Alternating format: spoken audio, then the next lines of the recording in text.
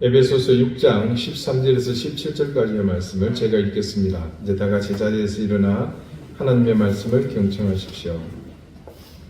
그러므로 하나님의 전신갑주를 취하라. 이는 악한 날에 너희가 능히 대적하고 모든 일을 행한 후에 서기 위함이라. 그런즉 서서 진리로 너희 허리띠를 띠고 의의 호심경을 붙이고 평안의 복음이 준비한 것으로 신을 신고 모든 것 위에 믿음의 방패를 가지고 이로써 능히 악한 자의 모든 불화살을 소멸하고 구원의 투구와 성령의 검 곧 하나님의 말씀을 가지라. 아멘. 자리에 앉으시기 바랍니다.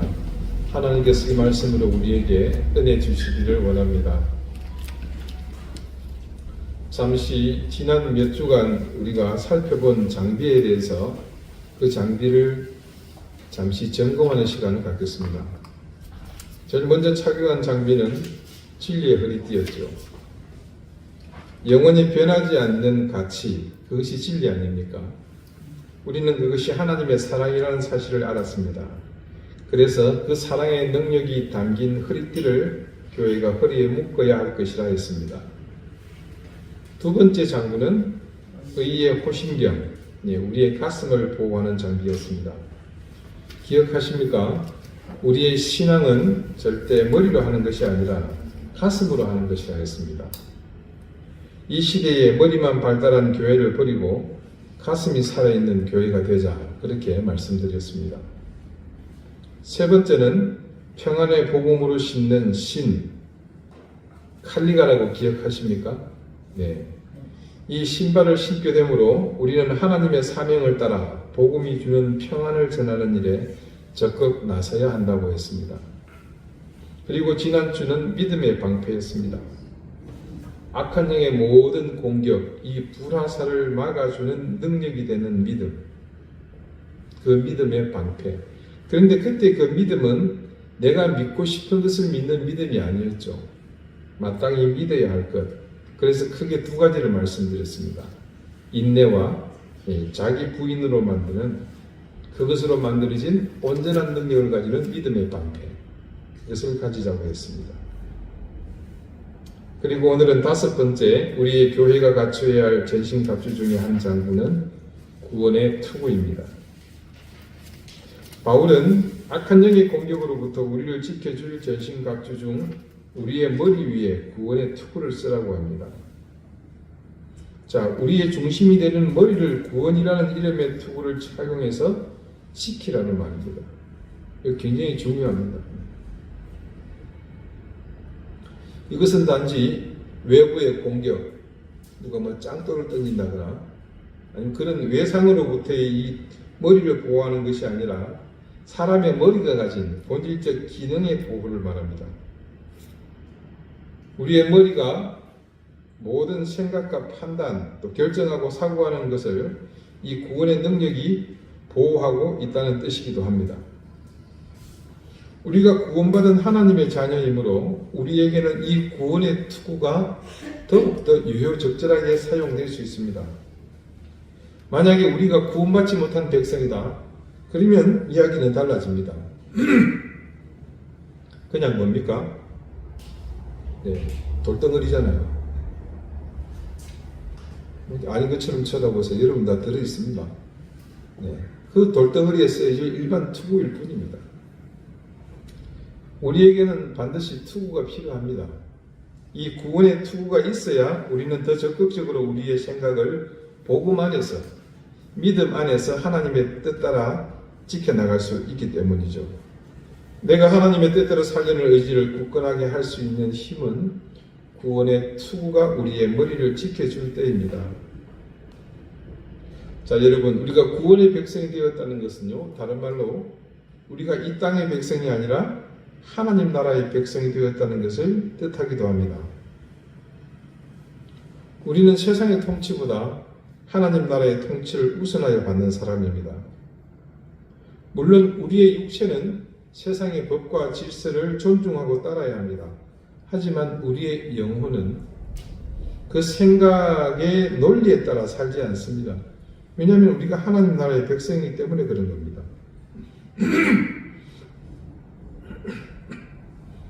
그 나라의 백성이기 때문에 그 나라의 통치 이념을 따라 삽니다. 그래서 우리는 모든 생각의 바탕은 우리 스스로가 천국, 하나님 나라의 시민이라는 의식에 붙어입니다.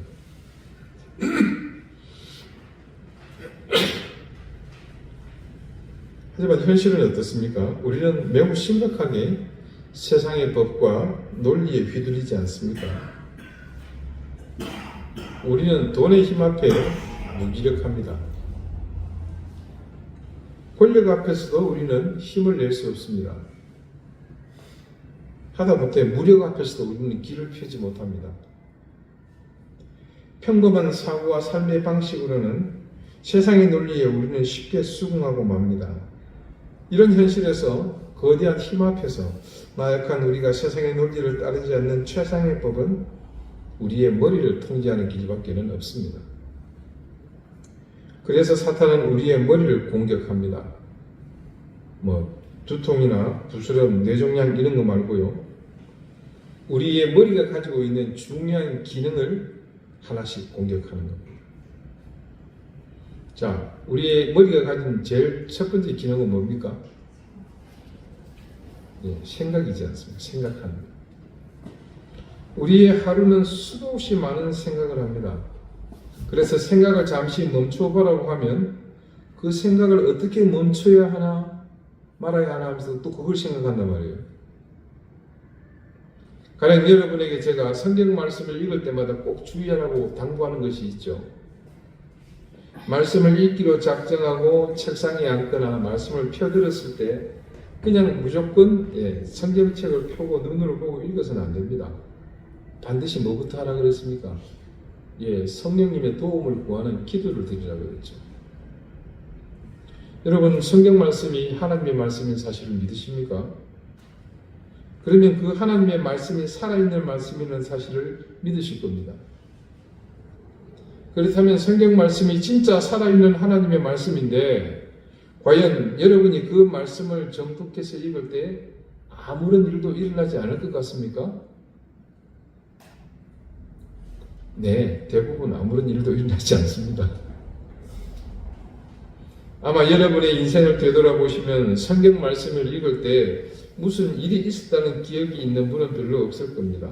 그런데 무슨 사소한 일이든 어떤 작은 감정의 변화라고 하더라도 있었던 적이 적어도 한 번 정도는 있었을 것입니다.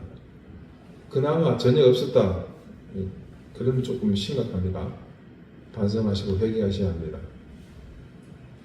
기본적으로는 그렇습니다. 하나님의 말씀인 성경 말씀은 인류 역사상 가장 많은 사람을 감동시키고 변화시킨 책입니다. 여러분도 잘 아시죠? 사람이 나이가 들면 인생을 살던 방식에 변화가 없습니다. 그거 고치려고 드는 거는 참 무모한 짓입니다. 그런데 이 말씀을 접하고 연세가 많이 드신 분들, 인생이 바뀌지 않을 것 같은 분들조차도 그 인생이 송두리째 바뀌시는 분들이 주변에 보면 셀 수 없이 많습니다. 뭐 때문에요? 이 말씀 때문에. 왜 그럴까요? 그 말씀이 살아있는 책이기 때문에 그렇습니다. 그래서 우리가 그 책을 펼치기 전에 기도하는 겁니다. 성령님, 이제 말씀을 펼쳐서 읽으려고 합니다. 성령님의 인도하심으로 말씀 속에 담긴 진리를 깨닫게 하시고 이 말씀을 온전히 받아들이고 깨닫는 것을 방해하는 악한 영의 역사를 막아주십시오. 이 특별히 마지막 강구, 악한 영의 방해를 막아달라고 기도하는 것, 이게 중요합니다. 그렇지 않기 때문에 우리는 성경 말씀을 읽으면서 지금껏 별다른 느낌 없이 그냥 읽었다는 만족감만 남아있는 겁니다. 여러분, 하나님의 살아계신 이 말씀을, 성경을 볼 수 있다는 것은요, 정말로 얼마만큼 큰 복인 줄 모릅니다. 우리만의 특권 아닙니까? 그런데 그 복은 그냥 대가 없이 마구 주어지는 것이 아니라 시험의 과정을 거쳐야 받을 수 있습니다. 그 시험들이 바로 악한 영들의 유혹입니다. 성경을 읽으면서 우리의 머리를 혼잡하게 하고 말씀을요 단어와 문장 그리고 상황들, 시대, 또 사건들을 우리 일상의 다양한 경험들 속으로 끌고 갑니다. 만약에 어떤 단어가 있으면 그 단어를 확대 해석하게 해서 우리 과거의 기억 속에 있는 것과 매치를 시키고 그 매치시킨 속에서 과거의 생각을 부풀리고 그것에 몰입하게 함으로써 지금 저는 뭐하고 있습니까? 성경 읽고 있잖아요. 근데 제 눈은 여기 있는데 생각은 계속 나오는 거예요.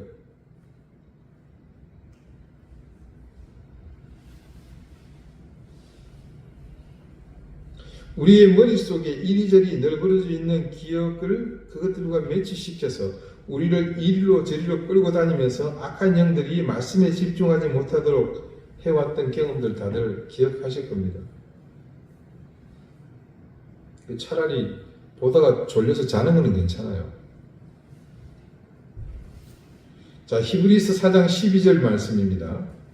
하나님의 말씀은 살아있고 활력이 있어 좌우에 날선 어떤 검보다도 예리하여 혼과 영과 및 관절과 골수를 찔러 쫓기기까지 하며 또 마음의 생각과 뜻을 판단하나니 지으신 것이 하나도 그 앞에 따탈하지 않음이 없고 우리의 결산을 받으실 이의 눈앞에 만물이 벌거벗은 것 같이 드러나느니라. 하나님의 말씀인데요. 무엇보다도 이 성경 말씀에 대한 말씀입니다. 자, 이 말씀보다 더 성경에 대해서 구체적이고 정확하게 해석을 하는 말씀이 어디 있던가요? 저는 이 말씀을 굳건히 믿기 때문에 여러분에게 무시로 하나님의 말씀을 읽으라고 권합니다. 또 우리가 주기적으로 교회 전체가 성경 읽기 운동을 하죠. 어쩌면 우리 교회가 다른 무슨 의미 있고 감동적인 일을 할 수 있겠지만 저는 그런 일이나 다른 사역과 프로그램보다 이것을 우선하여 여러분이 하시도록 그렇게 권하고 싶습니다. 내가 하나님의 말씀을 읽기만 해도 큰 은혜가 임할 것이며 놀라운 일들이 일어날 것인데 왜 그러지 못하는가? 바로 악한 영의 이름 공격에 우리의 머리가 그냥 맥없이 무너지기 때문입니다. 그래서 우리는 우리의 머리를 악한 영의 이런 공격으로부터 막아내기 위해 구원의 투구를 써야 합니다. 세상의 논리와 사고에 빼앗긴 내 생각, 내 머리를 되찾기 위해서는 구원받은 백성, 즉 세상의 논리와 가치관에 끌려다니지 않고 하나님 나라의 가치관과 통치를 따르려는 구원받은 백성의 생각과 머리가 바로 이 구원의 투구에 의해 보호받을 때만 그것이 가능합니다. 자, 이 첫 번째 머리의 기능이고요. 두 번째는 우리가 판단하고 선택하는 겁니다. 우리는 말을 배우기 무섭게 선택을 강요받았지 않습니까? 아이고 우리 새끼 왜 이렇게 귀여울까? 귀여운 내 애기. 그러놓고는 묻죠. 우리 아들은 엄마가 좋아? 아니면 아빠가 좋아? 여러분 이게 무슨 말 같지 않은 질문입니까? 엄마 아빠만 묻는 게 아니죠. 이모도 묻고 삼촌도 묻고 할아버지 할머니도 묻고 오촌 당숙의 시누이 남편까지 아이를 잡고는 귀엽다고 하면서 물어봅니다. 아이가 자라면서 고민하다가 결국 그 아이의 지혜로 중요한 걸 깨닫죠. 아, 이렇게 대답하면 되겠구나. 뭡니까? 엄마 아빠 둘 다 좋아요. 딸에는 얼마나 대견합니까? 그런데 어른들의 횡포는 그칠 줄 모릅니다. 그런 아이의 노력을 무차비 묵살해버리고 맙니다. 그래도 둘 중에 누가 조금 더 좋아? 이런 나쁜 어른들 같으니.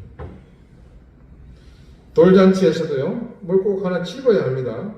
돌잡이 하면서도. 여기서도 나약한 인간의 속성이 그대로 드러납니다. 돌잡이는 그냥 하나의 유희로, 놀이로 볼 수 있지만 이게 사실 조금 심하게 비약하자면요, 인간 욕망의 집합체라고 할 수 있잖아요. 아이가 선택할 수 있는 것은 제한해놨죠. 수십 수백 가지가 아니고 뭡니까? 오래 살라고 실타래, 공부 잘하려고 연필, 또 뭐 있죠? 부자 되라고 돈, 또 그 다음에 의사 되라고 청진기, 또 뭐가 있나 요즘요? 아, 이거, 예, 고태, 판사 되라고? 뭐 좋아요. 근데 심지어 애가 뭘 집으려고 하면 엄마 아빠가 기겁을 하죠. 왜요? 자기가 이걸 집고 있으면 싶은데 그걸 안 집고 딴 걸 집잖아요. 막 얘기 앞에서 이거 집으라고 소리 지르고 온갖 액션을 다 합니다. 근데 우리 어른들 한번 물어봅시다. 그렇게 아이가 손에 잡은 대로 되던가요? 네, 그래서 인간 욕망이 집합자라 제가 좀 비약해서 말씀드린 겁니다. 인생의 초기에서부터 시작되는 이 선택의 연속은 평생을 같이 합니다. 하다못해 직장인들의 점심시간에 짜장면을 먹느냐, 짬뽕을 먹느냐, 오죽 했으면 짬짜면이라고 두 가지를 동시에 먹을 수 있는 메뉴가 다 탄생을 했겠습니까? 이런 사소한 선택은 그때그때 선택하면 그만입니다. 가령 점심때 짜장면 먹으면서 짬뽕 먹을 걸 하는 그 고민은요, 저녁 밥 먹기 전에 다 사라집니다. 하지만 어떤 선택은 인생의 성패를 좌우하는가 하면 인생의 지도를 바꿔놓기도 합니다. 심지어 그 사람의 운명까지도 바꾸기도 하죠. 그런 까닭에 세상 가운데서 우리 그리스도인의 정체성이 구체적으로 드러나는 것이 바로 이 판단에 의한 선택의 현장이 아닐까 합니다. 우리 삶의 모든 현장에서 판단하는 그 중심이 무엇이냐에 따라서 선택은 달라집니다. 어떤 것은 흑과 백 혹은 선과 악이라는 분명한 구분이 지어지는 선택이 있는가 하면 또 어떤 것은 이 선택이 무엇을 의미하는지를 명확히 알 수 없는 경우도 많습니다. 누군가는 무심코 한 선택이 타인에게 심각한 피해를 줄 수 있는가 하면 또 어떤 사람은 마지못해 선택했지만 그 선택으로 인해 전혀 다른 놀라운 결과를 얻기도 합니다. 대다수 사람은 이것이 옳다고 합니다. 그래서 모두 그 길을 선택합니다. 시대의 흐름이 그렇고 여론이 그렇고 다른 여지가 없기 때문에 그것이 유일한 길이라고 합니다. 그러나 그때를 지나고 보면요, 그 선택만이 유일한 길이 아니었음을 우리는 좀 깨닫지 않습니까? 그래서 후회하죠. 그렇다면 우리 그리스도인들의 판단과 그에 따른 선택에 있어서 어떤 기준을 가져야 할지 분명한 철학을 우리는 가질 수 있습니다. 제가 대학 다닐 때만 해도요, 시험 중에 커닝하는 것은 당연했습니다. 우리 교수님 요즘도 그렇죠? 젊은 애들이. 그 누구도 그것에 대해 이의를 제기하거나 부당하다고 생각하는 사람이 없었어요. 그 나쁜 거다 얘기하는 사람이 없는 거예요. 심지어 하지 못하는 사람이 바보 취급당하는 일이 일상이었습니다. 곁에서 지켜보면서 그렇게 열심히 커닝 페이퍼를 준비하고요, 책상에 깨알같이 옮겨졌고 또 다른 방법들을 찾는 보면서 아니 그럴 시간에 차라리 공부를 좀 더 하는 게 낫지 않겠나, 그런 생각이 들더라고요. 그때 일부 기독 서클에서 커닝하지 말자는 캠페인을 벌였습니다. 소위 말하는 그 대자보로 붙이기도 하고요, 현수막을 대대적으로 걸어서 홍보를 한 적도 있었습니다. 여러분, 이게 얼마나 웃긴 일이에요. 최고의 지성이라는 대학에서 그 쉽게 말하면 뭡니까? 도둑질하지 맙시다, 강도질하지 맙시다 하고 그런 놓는 거잖아요. 남이 공부한 것을 도둑질하는 거잖아요. 한때 어느 기독대학이 무감독 시험을 치른다고 해서 잠시 화제가 된 적이 있었습니다. 아마 기억으로 포항에 있는 한동대였던 걸로 기억합니다. 잠깐 그냥 뉴스로 지나가고 말았지만 그건 참 정말로 의미 있는 일이었습니다. 그리스도인이 세상에서 무엇을 선택하고 살아야 하는지를 보여주는 대표적인 일이었기 때문입니다. 기업을 하시는 분들도 마찬가지입니다. 기업의 최대 가치는 이윤 창출입니다. 이것이 절대 윤리죠. 경쟁사회, 이 자본주의 사회에서 그 위에 다른 명제는 존재하지 않습니다. 하지만 내가 그리스도인이라면 적어도 내가 운영하는 기업에서는 세상의 방법과 다른 그리스도인으로서 반드시 지켜야 할 룰이 있습니다. 그것은 기업 경영에 있어서도 하나님의 법이 먼저여야 한다는 겁니다. 대다수 기업이 이윤 창출이라는 궁극적 가치를 쫓아간다고 하더라도 그것이 하나님이 기뻐하시지 않는 일이라면 가지 말아야 합니다. 모든 경쟁업체가 거기를 통해서 1억을 벌어들인다고 하더라도 너무 적다 그죠? 한 10억 합시다. 그 길이 부당하다면 정당한 방법을 통해서 나는 그것의 10분의 1인 10억밖에 안 되는 10분의 1은 얼마죠? 1억이죠. 1억밖에 안 된다고 하더라도 그것을 기뻐할 줄 알아야 됩니다. 세상은 그러겠죠. 남들 10억 버는데 너는 겨우 1억 버냐 이 등신아 한심한 놈아 이렇게 얘기할 수 있습니다.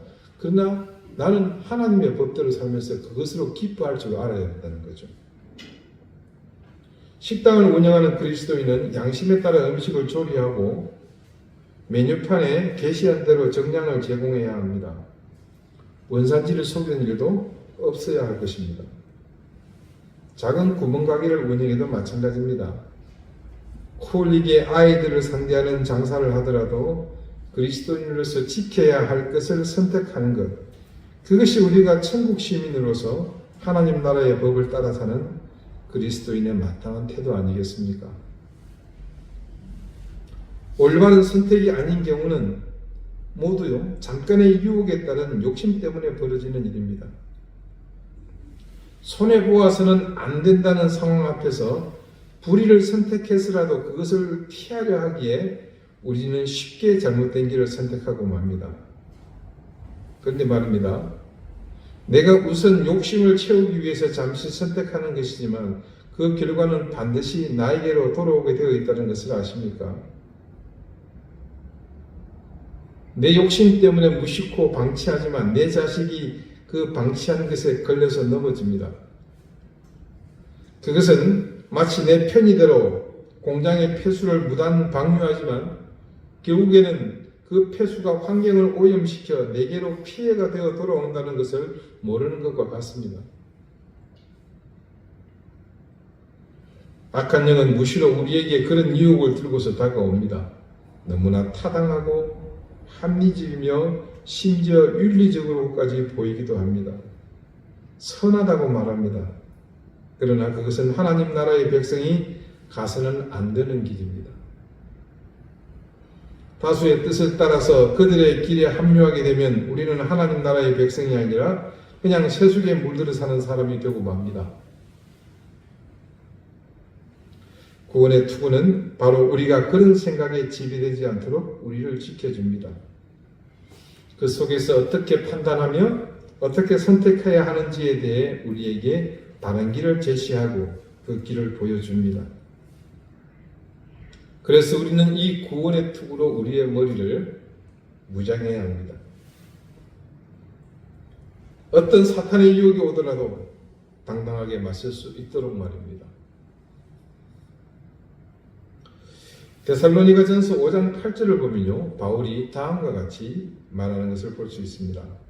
우리는 낮에 속하였으니 정신을 차리고 믿음과 사랑의 호심경을 붙이고 구원의 소망의 투구를 쓰자. 구원의 소망의 투구를 쓰자. 바울은 오늘요, 이 에베소 교회를 향해서는 단지 구원의 투구라고 했는데 이 데살로니가 전서에서는 이 데살로니가 교회 성도들에게 뭐라고 그랬습니까? 구원의 투구에 한 가지를 더 붙였죠. 이 데살로니가 전서와 에베소서의 기록 연대를 비교해 보면요, 사실은 이 데살로니가 성도들에게 바울이 보낸 편지했던 이 데살로니가 전서가 훨씬 오래전에 기록된 것으로 전합니다. 실제로 신약 학회에서는요, 이 우리 신약 성서 중에서 이 데살로니가 전서가 가장 먼저 문자로 기록되었다, 그렇게 보는 게 정설입니다. 우리는 그냥 마태, 마가 있으니 마태가 제일 먼저 쓰여진 건 아니에요. 데살로니가 전서가 제일 먼저 쓰여졌습니다. 자, 아무튼 바울은 이미 오래전에 이 구원의 투구를 두고서 단지 구원이라는 것 외에 한 가지를 더해서 뭐라고 했습니까? 구원의 소망의 투구라고 그렇게 명명했습니다. 왜 소망이라는 말을 더 붙였을까요? 그렇게 한 데는 이유가 있습니다. 죄로 인해 영원히 죽은 우리에게 구원은 유일한 생명의 길입니다. 그러니 구원은 곧 인류에게 그 자체가 뭡니까? 소망이죠. 우리가 욕심에 이끌려 혹은 세파에 휩쓸려 여론에 동조하여 그 길을 함께 가지만 결국 그 길의 끝에 있는 것은 내 욕심의 주머니를 채우는 것으로 끝입니다. 이었고 그 다음에 무엇이 밀려오겠습니까? 네, 강력한 허무와 함께 절망이 밀려올 뿐입니다. 그리고 그렇게 채워진 욕심으로 끝나는 것이 아니라 반드시 그 다음에 더 큰 주머니를 만들게 되어 있습니다. 그것은 필연적으로 이어져 오는 현상입니다. 그렇게 끌려다니는 인생에는 그칠 줄 모르는 욕망만 있을 뿐 소망이 있을 수가 없습니다. 그래서 이 세상의 욕망을 뛰어넘는 구원만이 우리 인류에게 유일한 소망입니다.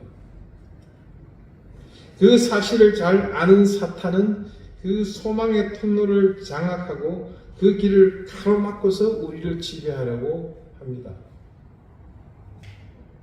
사탄은 가장 강력하고 지배한 공격을 그래서 우리의 구원, 이 소망의 길에 퍼붓는 것이죠.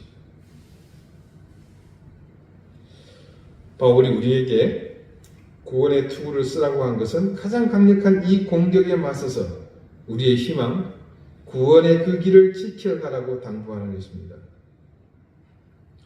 자, 사랑하는 우리 교우 여러분, 여러분은 구원받은 하나님의 자녀인 것을 믿으십니까? 내 인생의 가장 밑바닥에서부터 하나님 나라의 법, 그 통치로 내 인생을 살아가야 할 당위성을 믿으십니까? 믿으셔야 합니다. 그래야만 우리는 우리의 머리를 사탄의 공격으로부터 지켜나갈 수 있습니다. 지금껏 우리의 생각을 지배하고 있던 모든 법에서 여러분 벗어나시기를 바랍니다. 자, 바울이 에베소 교회를 향해서 이 구원의 투구를 쓰라고 한 이유를 이제 아시겠습니까? 그런데 지난 2000년의 교회 역사를 통해서 보면 많은 교회는 이 구원의 투구를 쓰라는 바울의 말을 가볍게 생각했습니다. 심지어 무시했습니다. 성장하면서 세력이 커진 교회는 구원의 투구 대신 뭘 쓰게 됩니까? 네, 세상에서 영광을 드러내는 찬란한 면류관을 쓰기에 바빴습니다. 우리의 삶을 이끄는 핵심이 되는 머리에 구원의 투구가 아닌 찬란한 황금 면류관을 대신하여 썼던 교회들은 지금 모두 무너져버리고 서서히 역사 속에서 사라져버렸습니다. 그리고 그런 역사가 증언하는 그 교훈을 망각한 채 지금도 교회는 높은 성벽을 쌓고 망대를 세우는 일에 그렇게 헛된 면류관을 쫓아가는 일을 답습하고 있습니다. 그리고 교회의 지도자들은 그것을 목표로 삼고 심지어 그렇게 되게 해달라고 기도까지 하고 있습니다. 여러분, 주님께서 영광의 면류관을 쓰셨습니다. 그분은 분명 영광의 면류관을 쓰신 분이 맞습니다. 하지만 우리가 간과해서는 안 되는 중요한 사실 한 가지가 있죠. 그분이 먼저 쓰신 면류관은 뭐였습니까? 가시 면류관이었습니다.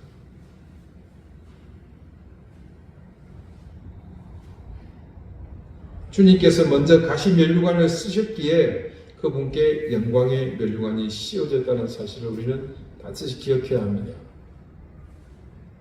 주님이 가시 면류관을 쓰신 이유는 단 하나, 자신의 영광이 아니라, 자신의 영광을 위해서가 아니라 우리의 구원을 이루어 주시기 위해서였습니다. 바로 우리의 머리에 그 구원의 투구를 씌워 주시기 위해 당신께서 가시 면류관을 쓰셨던 겁니다.